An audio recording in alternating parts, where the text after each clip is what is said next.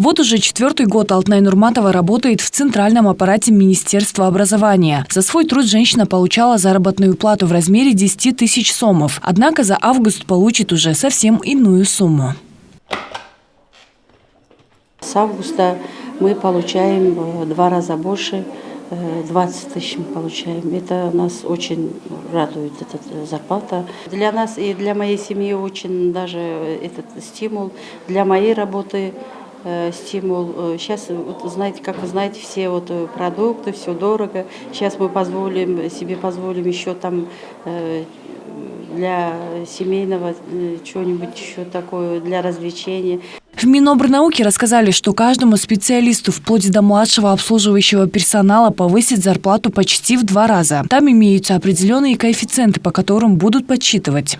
К примеру, у ведущего специалиста Министерства образования и науки будет, значит, так же, как и у других министерств, не только Министерства здравоохранения и так далее, применяется коэффициент 3,44. Это умножается на 7040, на минимальную базовую ставку. Итого ему начисление идет 24 218 сомов. Со всеми доплатами, классный чин, стаж работы, если у него при условии 5 лет работы, плюс питание, проезд, ему, значит, начисленная заработная плата будет составлять 34 439 сомов. После удержания он будет получать на руки чистыми 22 300 сомов. А вот ведущий специалист на районном уровне при вышеуказанных условиях на руки будет получать почти 24 тысячи сомов. И это еще не все. Каждому госслужащему, каждому муниципальному служащему ежемесячно выделяются из бюджета 5 тысяч сомов на питание и 2 тысячи сомов на проездные.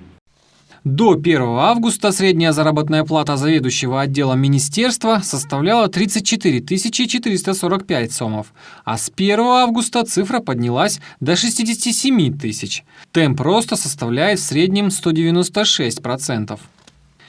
Если зарплата ведущего специалиста местной госадминистрации составляла 18 213 сомов, после повышения он получит 35 940. У заведующего территориальным подразделением заработная плата составляла 17 637 сомов. Теперь же 38 830. Темп роста в среднем составляет 220%. Зарплата ведущего специалиста мэрии была 13 813 сомов. После повышения будет получать 34 708 сомов. Заработная плата заведующего отделом АИ-ЛУКМЭТУ 16 125 сомов, а с августа 33 851 сом. Такое повышение коснулось не только Минобразования, но и всех министерств и муниципалитетов.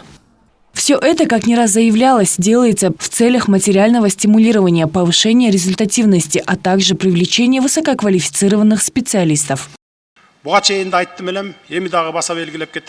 я уже говорил ранее, хочу подчеркнуть, что у нас есть хорошие намерения и конкретные планы по повышению зарплаты работникам других отраслей. Даст Бог, сделаем это с 1 августа текущего года. С 1 августа поднимем зарплаты работникам всех сфер, так же, как и учителям. И такие меры, считают эксперты, снижают риски проявления коррупции в секторе государственного управления. Наргиза Нурмаметова, Нурдан Карпеков, Пирамида.